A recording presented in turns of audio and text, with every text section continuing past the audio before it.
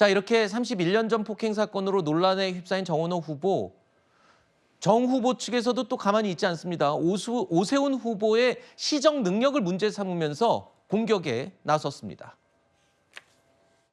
이번 선거는 오세훈 시장의 그간의 무능과 무책임한 행정에 대해서 시민들이 심판하는 선거가 되어야 합니다. 용산 참사, 이태원 참사, 그리고 강남역 침수 사태, 반지하 참사, 싱크홀, 한강버스 사고, 우연히 한두 번에 있는 일이 아니고 계속된다면 이것은 구조적으로 잘못되어 있다는 것입니다. 자, 최근에 불거진 GTX 철근 누락 사태. 이 내용과 연결해서 오세훈 후보의 시정 능력을 지금 공격하는 포인트로 잡고 있는 겁니다. 곽규택 의원이 어제 이런 정원호 후보를 허위사실 공표와 무고 혐의로 고발을 했습니다. 근데 또 민주당도 가만히 있지 않았죠. 최근 정 후보 논란과 관련해서 국민의힘 의원들을 또 무더기로 고발을 했습니다. 서울시장 선거 뜨거워지는 건 뜨거워지는 건데 이 선거 분위기가 고발전으로 지금 치닫고 있네요.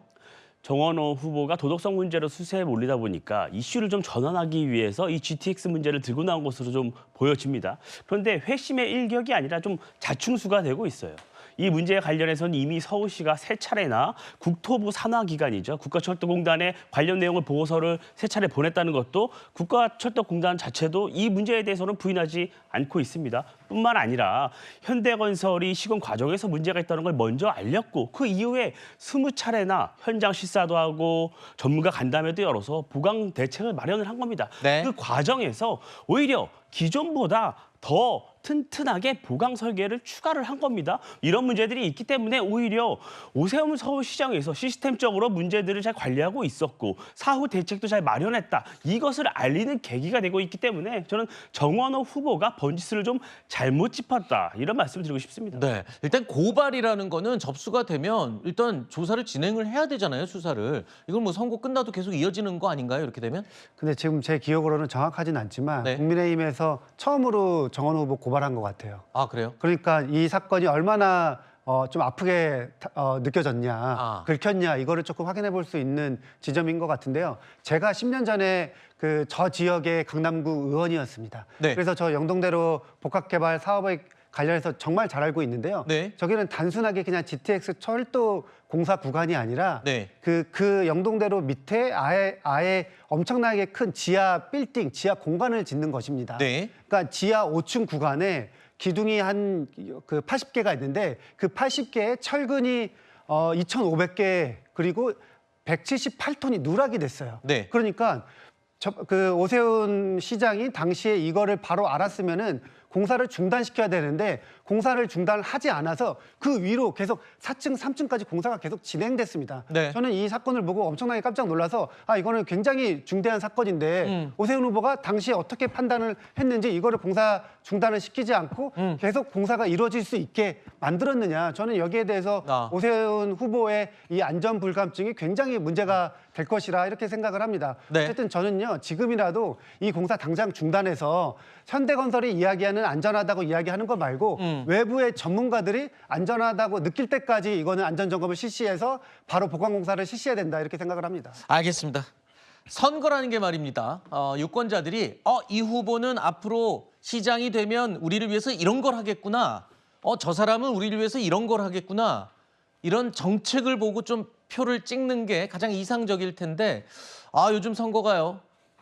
저 사람 뭐 잘못했어요. 아예 저 사람 더 잘못했어요. 이렇게 네거티브 공방으로 계속 이어지고 있습니다.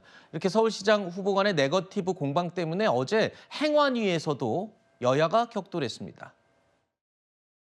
우리는 팩트만 이야기를 합니다. 이게 뭐 선거운동이 아니고 한푼 예유라든지 외박 강요, 뭐 경찰 폭행 이런 부분에 대해서 저는 팩트라고 생각을 하는데 그러면 어느 걸 빼드릴까요? 예? 말 같은 소리를 하잖아요 지금. 어느 게 문제인데 세계가. 손가락질 하지 마세요. 손가락질 하지 마. 철근이 빠진 것도 문제지만 오세훈 시장이 정신이 빠진 게 문제다.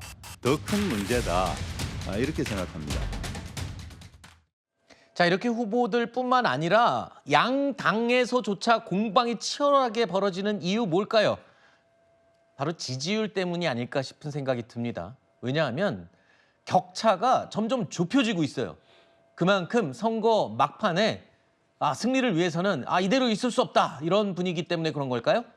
여론조사 결과가 어떻게 보면 좁혀지다 보니 아마 국민의 입장에선 계속적인 네거티브 공세에 대한 유혹에 시달릴 것 같습니다. 네. 어찌됐건 최근에 쓰던 조작기소 특검법이라든가 이번에 정원호 후보에 대한 여러 가지 이런 의혹 제기를 통해 가지고 이러한 여론조사 결과가 나오고 있는 것이 아니냐, 보수세가 결집을 하고 있는 것이 아니냐라고 저는 그렇게 해석을 할 것 같아요. 근데 네. 저는 굉장히 그에 대해서는 굉장히 우려를 말씀드릴 수밖에 없을 것 같습니다. 네. 어떤 선거든지 간에 선거가 임박했을 때는 보수세가 결집을 해오곤 했어요. 그런데 이런 네거티브 공세를 통해 가지고 이것이 대역전극을 이룰 수 있다? 저는 지금까지 그러한 선거의 전례는 없었다고 봅니다. 네. 선거는 특히 서울시장 선거의 경우에는 서울시를 어떻게 이끌어 나갈 것인지 정책과 비전을 중심으로 되는 그런 미래지향적인 선거를 해야 되는 것이지 네. 특정 후보를 겨냥해서 31년 전에 있었던 일을 끄집어내어서 사실과 다른 흑색 선전을 통해서 이런 여론전을 펼치겠다? 네. 그것 자체가 선거 전략이 사실상 부재한 상황이 아닌가라는 말씀을 드릴 수밖에 없을 것 같습니다. 네. 민주당이 정책과 비전을 중심으로 서울시장 선거를 하자고 말할 계제가 됩니까? 정책과 비전을 중심으로 선거를 하려면 TV토론에 응하셔야지요. 지금 이번 서울시장 선거에 TV토론이 딱 한 번 있습니다. 법정토론으로 사전투표 전날 밤 11시부터 2시간 하고 끝입니다. 다른 방송사들에서 토론회를 매우 열고 싶어 합니다. 그런데 정원 후보가 계속 응하지 않고 있잖아요. 정말 정책과 비전으로 토론하고 싶으면 적어도 3번 이상의 TV토론에 응하십시오. 아마 우리 채널A에서도 정원 후보가 하겠다고 하면 당장에 오세훈 후보, 정원 후보 불러다가 토론회 개최할 겁니다. 과거에 네. 이재명 대통령은요. 대선 후보 시절에 윤석열 전 대통령에게 일주일에 한 번씩 토론하자고 했어요. 그러면서 토론을 말싸움이라고 하면서 거부하는 것은 민주주의를 하지 않겠다는 것으로 비춰질 수 있다. 라고까지 말씀하셨습니다. 네. 정원 후보가 이른바 세간에서 말하는 진정한 명필이라면은 그 이재명 대통령이 했던 과거 발언들 좀 존중하고 그 정신대로 행동하시길 바란다라는 말씀을 드립니다. 네. 토론회 열지 말지는 우리도 논의해봐야 되는 부분이니까요. 네. 예. 어쨌든 TV 토론회의 횟수에 대해서 얘기가 좀 많이 나오고 있긴 하거든요. 하지만 정말 뜨거워지는 분위기 부인할 수 없을 것 같습니다.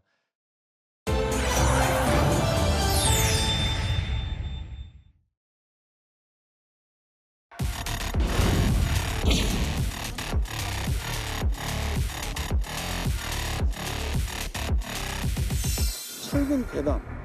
저는 안전 문제를 이렇게 자꾸 피하고 감추고 출장을 가면서 중간에 직원 둘이 함께 갔는데 2박 3일 일정을 지금 하나도 안 밝히고 계세요.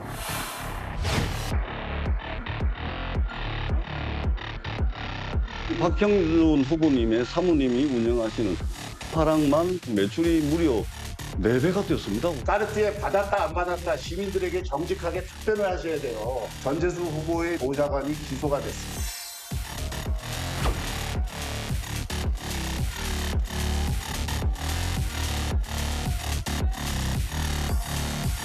논문을 같이 많이 썼어요. 논문도 많이 쓰다 보니까 정이 당연히 들겠죠. 이제 안 되면 마누라도 이혼하자. 면목도. 그러면 뭐 차라리 첫 번째는 어떻고 두 번째는 어떻습니까?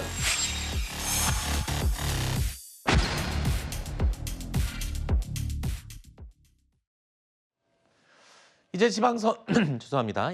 이제 지방선거일까지 2주 정도가 남았습니다. 이 시점에서 서울시장 후보들 간의 공세가 더욱 가열되고 있습니다. 오늘 개혁신당의 김정철 서울시장 후보가요.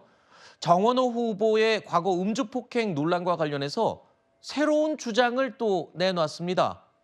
그러니까 당시에 정원호 후보 판결문에 누락된 부분이 있다라고 주장을 한 건데요. 어떤 내용인지 보시죠. 술에 취해서 기억이 안 난다. 그러니까 심신상실을 주장하면서 기억이 날 수는 없습니다. 5.18 때문에 싸웠다라는 것을 기억했다면 심신상실을 주장할 수 없는 거예요. 판결문에는 본인의 폭행이 명확한 잘못이다라는 게 드러나 있고요. 그리고 심신상실을 주장할 정도로 본인이 한 행위에 대해서 제대로 기억하지 못했다는 취지의 주장을 했었다라면 지금에 와서 기억할 수 있는 내용이 아니라고 생각합니다. 30년 전에 기억을 못한 걸 지금 어떻게 기억하겠습니까? 여러분도 아시다시피 정원호 후보는 당시에 정치적인 견해차로 다툼이 벌어졌다. 즉 5.18 민주화 운동과 관련해서 언쟁이 벌어졌고 그래서 싸움이 났다라고 지금까지 주장을 해왔습니다. 판결문에도 그렇게 판시가 돼 있다 이렇게 주장을 해왔죠. 그런데 조금 전에 들으신 것처럼 김정철 후보가 판결문에 누락된 내용이다라고 주장하면서 판결문을 공개했습니다. 그런데 그 공개된 내용을 보면 당시에 정원호 후보가 심신장애를 주장했다라는 겁니다. 심신장애. 그러니까 술에 취해서 기억이 나지 않는 상황이었다라는 주장인 건데 그렇다면 지금까지 5.18 민주화 운동 때문에 싸웠다라고 주장을 한 거는 어떻게 되는 거냐 이런 지적이네요. 그렇습니다. 방금 저 기자회견을 한 두 명이 모두 변호사 아닙니까? 차나람 의원도 변호사 출신이고 김정철 개혁신당 서울시장 후보도 변호사 출신입니다. 그리고 과거 신림동에서 알아주던 형사소송법 일타 강사였습니다. 그렇기 때문에 저 주장이 상당히 설득력이 있다고 보여지는데요. 그러니까 핵심은 이겁니다. 정원 후보는 본인이 일관되게 5.18에 관련된 의견 충돌 때문에 싸움을 벌였다고 주장을 하는데 정작 재판에서는 심신장애, 그러니까 내가 아예 뭐가 뭔지 전혀 알 수 없는 상태였다고 주장을 한 겁니다. 그럼 이건 정면으로 모순되잖아요. 당시의 상황에 대해서 심신장애로 아예 기억이 안 날 정도인데 어떻게 5.18 때문에 싸웠다는 것만 선택적으로 기억을 할 수가 있겠습니까? 그렇기 때문에 정원호 후보가 지금까지 해온 주장이 판결문에 기초해서 보면 대단히 믿기 어렵다. 라고 하는 상식적이고 합리적인 내용을 지금 저 두 법률가 출신이 지적을 한 겁니다. 짧게만 덧붙이면은 정원 후보가 계속 5.18을 이야기하는데요. 어제가 바로 그 5.18 광주민주화운동 기념일 아니었습니까? 5.18과 관련해서 의견이 다르면 사람을 때려도 되고 폭력을 해도 됩니까? 그게 5.18 정신은 아닐 겁니다. 정원 후보가 이 문제와 관련해서 더 이상 5.18을 거론하면서 변명하지 않았으면 좋겠습니다. 자. 지금까지 판결문을 제시하면서 5.18과 관련된 견해 싸움으로 다툼이 벌어진 거다라고 계속 주장해 왔었잖아요. 근데 지금 공개한 저 판결문 내용을 보면 심신미약. 그러니까 나는 기억이 안 난다라고 재판에서 주장했다는 거잖아요. 일단 지금 말씀하신 그 개혁신당 쪽 인사분들이 다 법률가 출신이잖아요. 법률가 출신이라고 한다면 판결문에 왜 이와 같은 내용이 나와 있는지 저는 충분히 알 수 있다는 생각이 듭니다. 그래요? 왜죠? 판결문에 나와 있는 내용은 물론 피고인의 주장이긴 하죠. 보통 형사사건에서 음주 상태의 피고인의 경우에는 심신장애를 주장하곤 합니다. 대부분의 경우가 인정이 되지는 않고 하는 거예요. 이것은 변호 전략 중에 하나입니다. 이것을 정원호 후보가 그 당시에 요구했다라기보다는 오히려 제 생각에는 당시 정원호 후보의 변호를 맡았던 변호사가 변호 전략 중에 하나로 심신장애를 주장을 하자라고 했을 가능성이 저는 높다고 봐요. 현실적으로 지금 이 순간에도 형사사건에서는 법정에 가보시면 심신장애를 주장하는 사건들이 많습니다. 그렇지만 많은 경우에 심신장애가 이 사건에 대해서 감경사유에 이를 정도로 이르지 않기 때문에 판결문에 그러한 부분들을 적시하곤 해요. 저는 제가 봤을 때 이 형사 판결문은 통상적인 수준에 그치는 겁니다. 이 사건 자체가 카페에서 있었던 일이고요. 음주 상태에서 있었던 일 아니겠습니까? 판결문을 보더라도 술을 많이 마신 사실은 인정된다라고 해요. 술을 많이 마셨으니까 이 경우에는 심신장애도 주장할 법하다라는 아마 변호인의 의견을 받아들인 게 아닌가 생각이 드는 것이고요. 여기에 대해서 판단이 나왔던 것뿐입니다. 그래 그 부분을 좀 말씀 좀 드리고 싶고 앞서 변호사님께서 말씀하신 거 5.18 정신, 5.18 정신에 대해서 이를 모독하는 내용의 대화가 오간다고 한다면 술을 많이 마신 상태에서는 급격하게 흥분해서 이와 같은 폭력 상태가 일어난 것으로 보여져요. 여기에 대해서는 정원호 후보가 31년 전부터 이 부분에 대해서 사과와 용서를 구하고 있는 겁니다. 그리고 수차례의 선거를 통해서 지금 성동 국민들로부터 판단을 받은 사안이기도 하죠.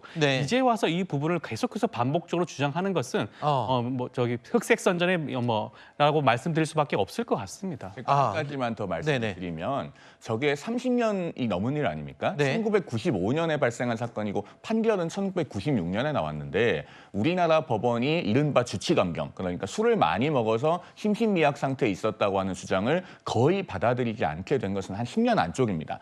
저 시대에는 주치감경 주장을 하면은 굉장히 널리 받아줬어요. 그랬는데 최근에는 오히려 법관이 심신미약을 술을 많이 마셨다는 이유로 인정을 해서 감경을 해주면 신문에 납니다. 그렇죠. 그 정도의 상황이 됐기 때문에 저걸 희대 보정을 해보면 오히려 정원 후보의 당시 죄질이 얼마나 불량하다고 보았는가. 네. 그걸 우리가 추론할 수 있는 거예요. 그러니까 어지간히 나쁜 행동이었으면 웬만하면 주치감경 주장을 받아들여 주던 시대였는데 네. 판사가 보기에도 당시 이제 양천구청장의 표현을 빌리자면 관내 유흥업소에서 벌어진 일 아닙니까? 네. 그 일이 너무나 죄질이 나빠 보였기 때문에 이 심신장의 심신미약 주장도 받아들여 주지 않은 것이다. 이런 합리적 추론이 가능한 사안이라고 우리 생각합니다. 조현삼 부원장님 얘기 중에는 아까 그랬어요. 그러니까 그때 당시 술을 많이 마셔서 정말 정신이 없고 인사불성인 상태였는데 5.18 얘기가 나왔고 그러면은 극도로 흥분해서 싸움이 났을 수 있다. 하지만 술이 취해서 기억은 못하는 거다.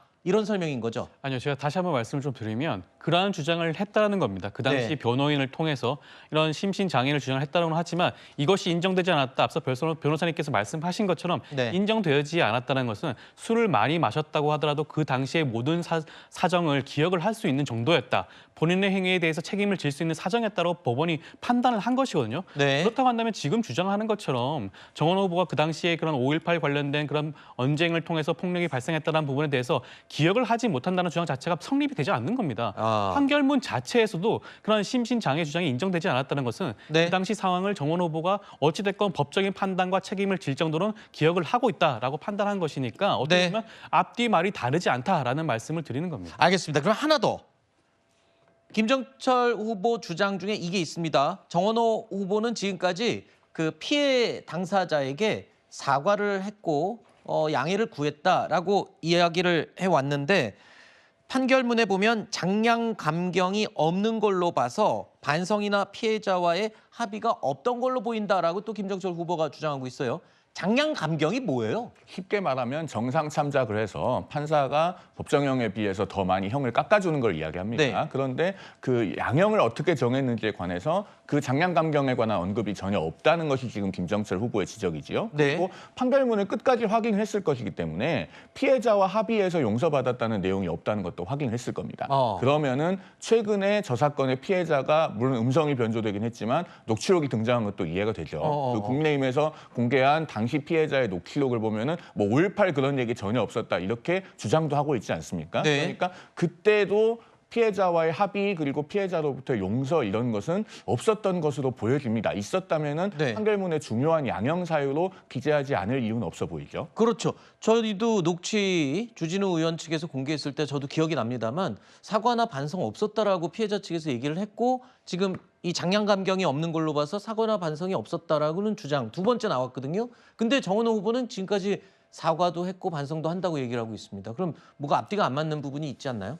해당 내용에 대해서 사실관계를 좀 확인을 해야 될 것으로 보여집니다. 실제로 1심 선고 이전까지 피해자로부터 용서받았다고 한다면, 사과를 받았다고 한다면 그 부분이 판결문에 적시되곤 합니다. 그런 것들이 양형 사정에 감안되곤 하기 때문에 그러한 내용이 판결문에 적시가 되지 않았다라는 그런 지적에 대해서는 일정 부분 좀 의문이 드는 부분도 있을 수가 있어요. 그 당시까지는 아직까지 피해자로부터 용서를 받지 못했다라는 그런 부분이 있을 수는 있습니다. 그렇지만 한번 정원호 후보자가 당사자로부터 사과하고 용서받았다는 시점이 판결 선고 이후일 수 있는 겁니다. 아, 판결이 다 난 이후에 사과를 했을 수 그 있다? 당시까지는 여기에 대해서 여러 가지 다툼이 있었을 수도 있는 것이고요. 이것이 5.18 정신과 관련된 그런 여러 가지 분쟁 아니겠습니까? 당도 달랐어요. 그렇다고 한다면 1심 선고 나기 전까지는 피해자들로부터 제대로 된 그런 합의, 형사 합의라든가 용서가 절차가 진행이 되지 않았을 수도 있는 겁니다. 저는 일반적인 형사 사건의 경우에 비춰봐더라도 특별한 경우는 아니지 않나라는 말씀을 좀 드리고 싶습니다. 알겠습니다. 법원의 판결이 나올 때까지는 사과를 하지 않았지만 그 이후에 사과를 하고 용서를 받았으면 판결문에 당연히 장량 감경이 없을 수 있지 않느냐. 뭐 합당한 얘기인 것 같습니다. 시점이 다르면 그럴 수가 있겠죠. 자, 어쨌든 31년 전 폭행 사건에 대해서 새로운 주장이 나와서 오늘 정치라이브 저희가 첫 번째 이슈로 다뤄봤는데요.